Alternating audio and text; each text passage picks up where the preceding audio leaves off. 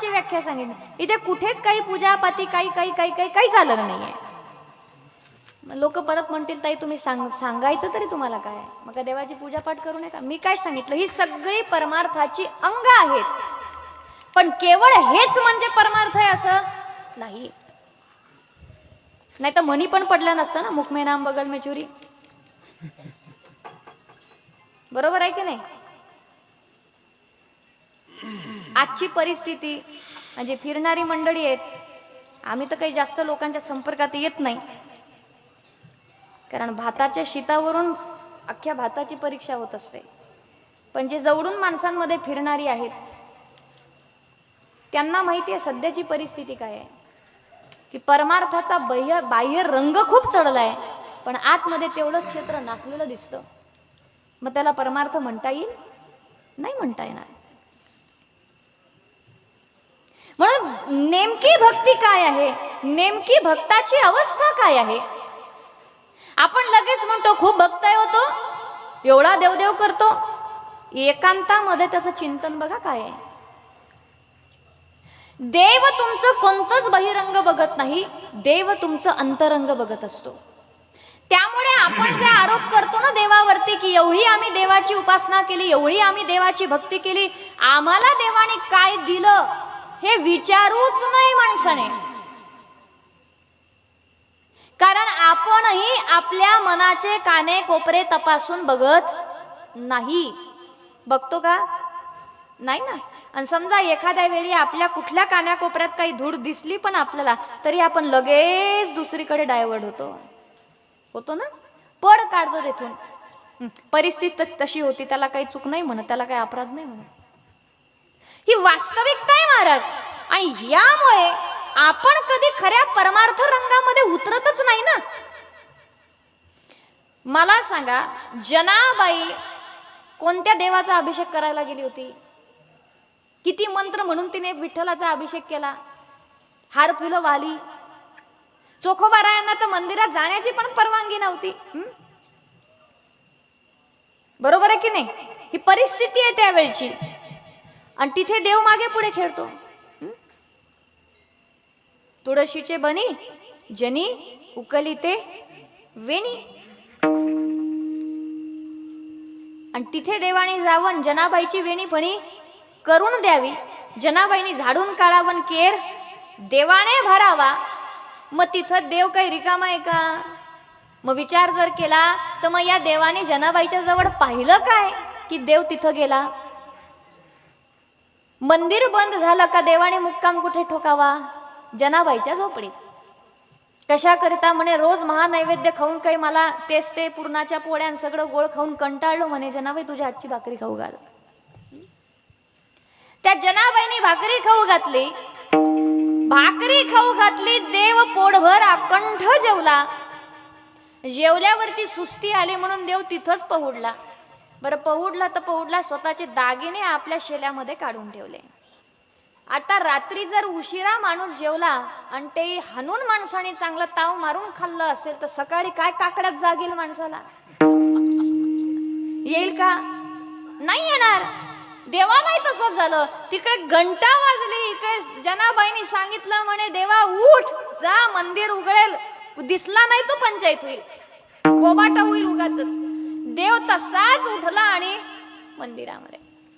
दागिने विसरले, शेला विसरले, मंदिरामध्ये देव पोचले. पण अंगावर काय होतं? जनाबाईची गोधडी, थिगडं लावलेली, प्रत्येक थिगडावर विठ्ठल. लगेच ओळखू येतं ना देव कुठे जाऊन आलाय ते.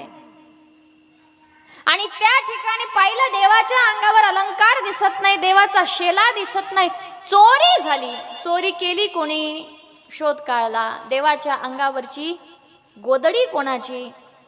ती काय तुमच्या आमच्यासारखी आहे का वास मारणारी? वर्षभर धुवायचं काम नाही, थंडी वाजली का कीर्तनातही लोक गोदड्या घेऊन येतात. मग आम्हालाही असं वाटतं त्यातली एखादी गोदडी ओढावी झोपून राहावं. आता उन्हाळ्याचे दिवस आहे म्हणा, आता डोक्यावर पंखे लावून नका आणू म्हणजे झालं.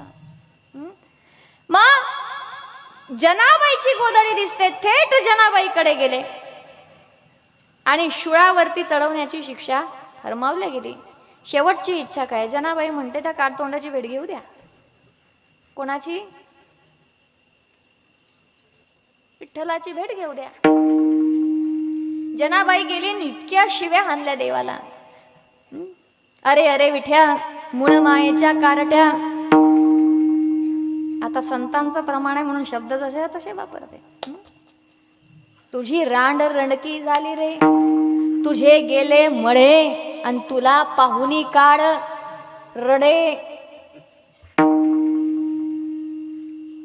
देव हसतो म्हणतो कालच्या भाकरीपेक्षा शिव्या गोळ लागून राहिल्या, अजून 2-4 दे. त्या जनाबाईच्या शिव्या देवानी खाव्या. आम्ही वेदघोष करतोय तरी देव आमच्या समोर प्रगट होत नाही.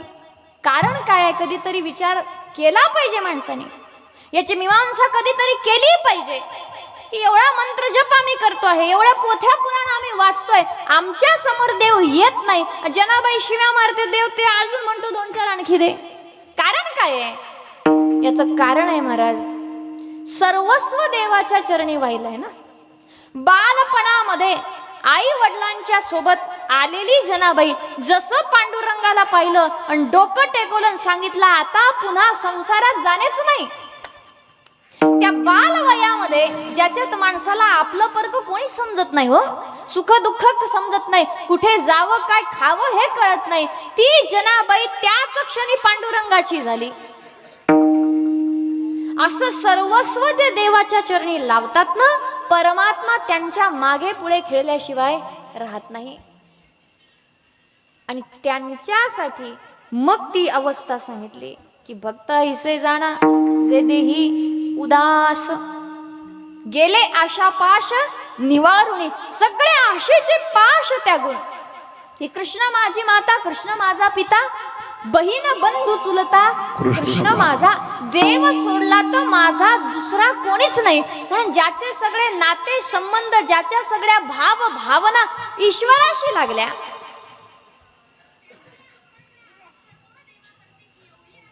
तोच त्या ठिकाणी अरे बाबा माझंच कीर्तन मला ऐकवतो काय तू?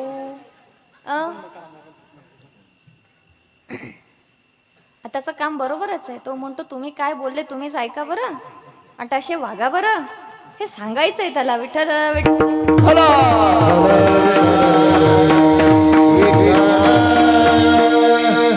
लहान मुलं कधी खोटे बोलत नसतात. लहान मुलं म्हणजे देवासारखीच असतात. तो देवासारखा झालाय. तो म्हणतो आता तुम्ही पण लक्षात ठेवा, तुम्हाला असं वागायचंय.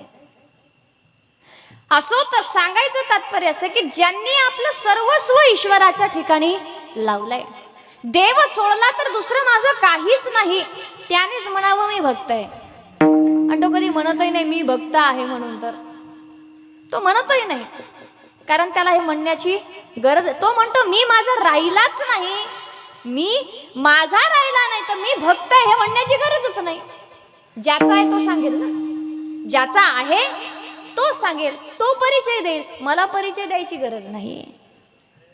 जनाबाईच्या साठी जर परमात्मा तिथे सगळं काही करायला तयार आहे, याचं कारण आहे धरीला पंढरीचा सोरगडा बांधून या दोर. देव हृदय बंदी खाना केला आत विठ्ठल कोंडीला. आणि प्रत्येकाच्या हृदयात देव जाऊन बसतो आहे, प्रत्येकाच्या हृदयातच, यात वाद नाहीये. पण तो प्रगट तिथेच झाला आहे, तो स्थिर तिथेच झाला आहे ज्यांनी आपलं हृदय ईश्वराला अर्पण केलं आहे.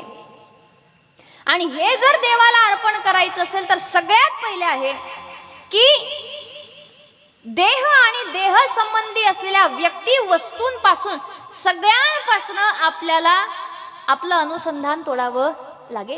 सगळ्यांपासून आपल्याला बाजूला व्हावं लागेल. जोपर्यंत इथे बंधनं गुंतलेली आहे, हा माझा तो माझा तो माझा तो माझा तो माझा, हे जोपर्यंत आहे तोपर्यंत सर्वस्वी ईश्वर आपला होऊ शकत नाही, देव माझा होऊ शकत नाही. आणि देव म्हणतो मी अर्धा येत नाही, पाऊण चतकोर येत नाही, आला तर मी पूर्णच येत असतो, नाही तर मी येतच नाही. पण तुमचं आमचं कसं आहे, आम्हाला देव खूप आवडतो, आमचं देवावरती प्रेम आहे, मग आमचं देवावरती प्रेम आहे, पण मग तो पण माझा आहे, भाऊ पण माझा आहे, बहीण पण माझी आहे, आई पण माझी आहे, बाबा पण माझे आहे, हे पण माझं आहे, ही वस्तू पण माझी आहे, घरही माझं आहे, जमीनही माझं आहे. देव म्हणतो एवढ्या याच्यात माझ्या हिश्यावर केवढा तुकडा आला? आणि मी जर अनंत ब्रह्मांडाचा मालक असेल तर एवढ्या तुकड्याची मला गरज काय? नाही ना. तेवढ्या याच्यावर आपण म्हणावं आम्ही काय देवाची भक्ती करतो,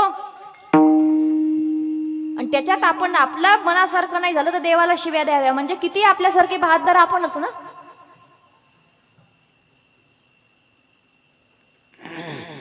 समजा आता एखाद्याचा शेतातलं पीक काढायचंय आणि पाऊस आला, माणूस म्हणतो बाबा इकडे पडू नको, शेजारच्या गावात पड.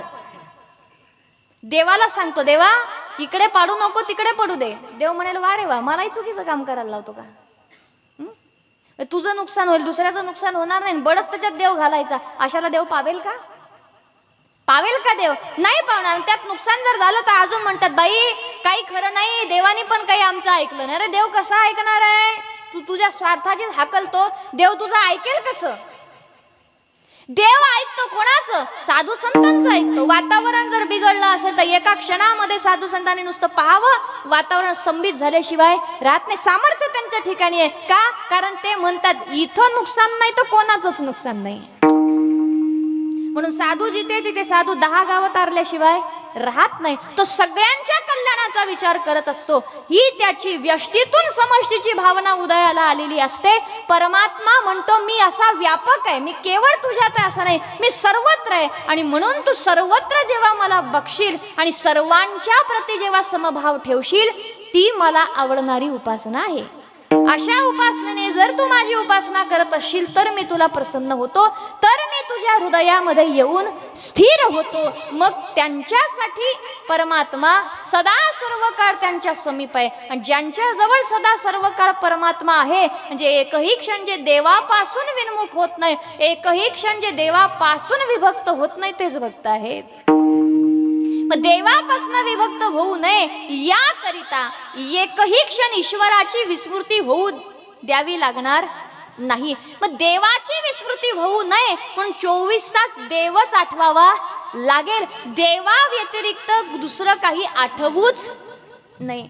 तुम्ही म्हणाल असं जर केलं तर मग आमची घरातली कामं व्हायची कशी? आता समजा सगळ्या महिला मंडळींनी म्हटलं की आता देव सोडलं तर दुसरं काही आठवलंच नाही पाहिजे, आणि आता आम्ही फक्त देवच आठवतो, आणि त्याच्यात जर यांना घरच्या कामाचा विसर पडला तर माणसं मोर्चा घेऊन माझ्या घरी येतील. हीच कीर्तनकार बाई होती सांगणारी. आम्हाला 2 दिवस उपवाशी राहावं लागलं, कारण बाई देवाचं भजन करता करता स्वयंपाक